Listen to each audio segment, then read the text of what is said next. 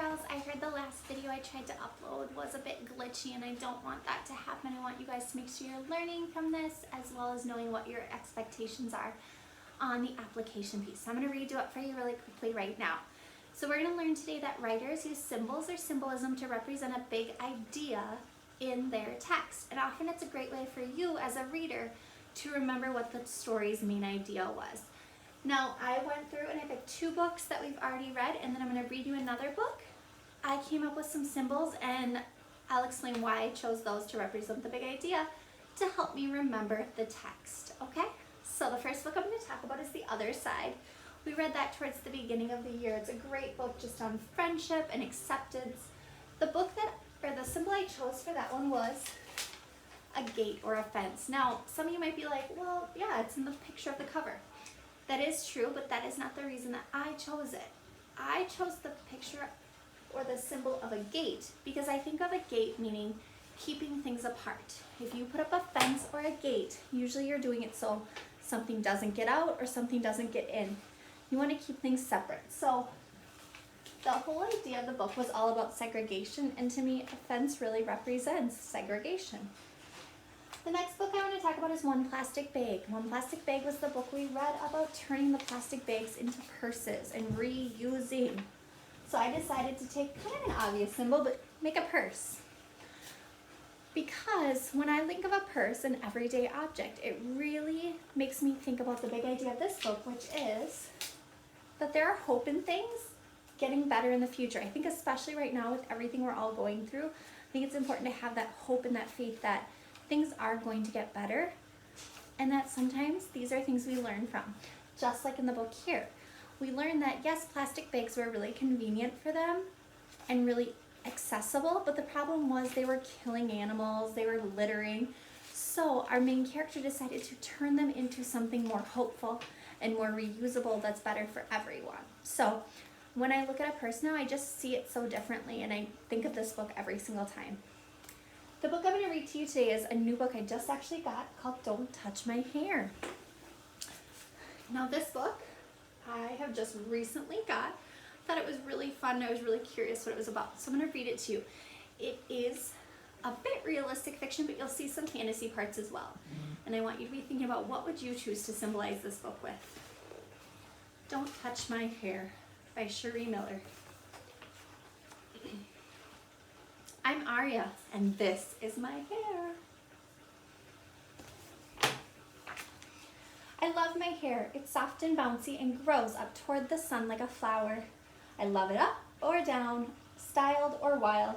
I don't care, I just want it to be free. Actually, everyone loves my hair too. When I walk down the street, I hear so many compliments. It's so big. How did you get it so fluffy? I wish I had hair like that. It's great that people love my hair, but some love it so much they want to touch it. I don't like this. What does it feel like? They're so curious about my hair that they try to touch it without even asking for permission. Oh, I want to feel. Me too. I get very good at avoiding hands. I have to start looking for ways to hide my hair. I try blending in with the scenery, but I'm quickly spotted. Over here. I try hiding underwater, but that doesn't last long. Oh wow, I love your hair. Can I touch it? I try to escape to the jungle, but the critters just can't keep their hands to themselves. Let me touch it. No, me first. Oh, oh, oh, oh.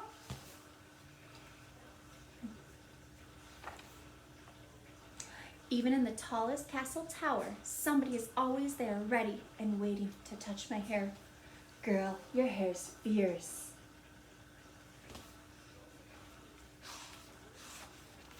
No matter how far I go, it doesn't seem to matter. How'd you get it so big?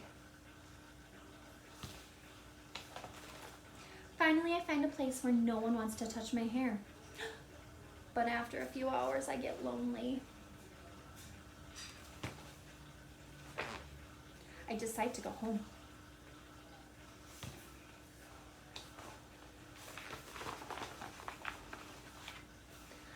I try my best to ignore the attention.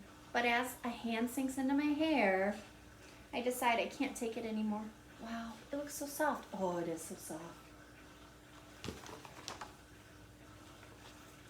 That's it. That's enough. Don't touch my hair. This is my hair. It's great that you love it. I love it too. But please, just look and don't touch without my permission.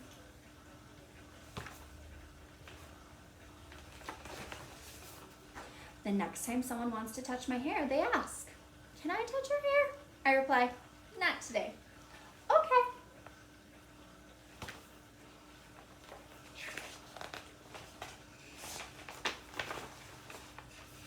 Now it feels great to walk down the street without anyone trying to touch my hair.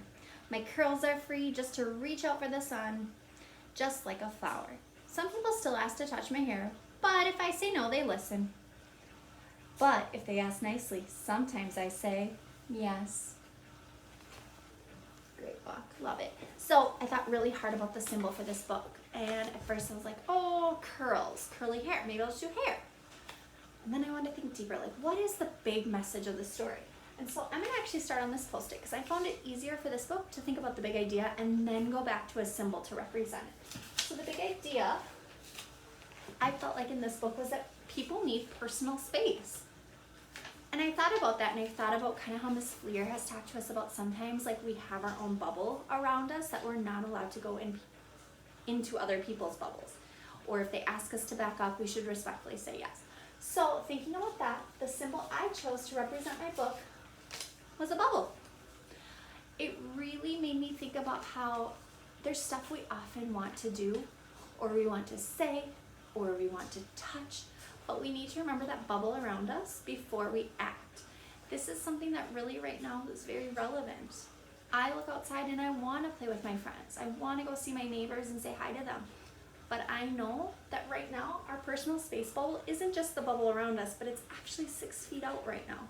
So as much as that's really hard to accept, I also know that right now it's for the greater good. Okay? Your job today is to either email your teacher, go on Google Classroom, tell me the book you're reading, what is the symbol you're choosing to represent your book, and then why? What's the big idea? Why did you pick that other than just, that's what was on the cover? All right, I hope this video works better. Miss you all. Bye.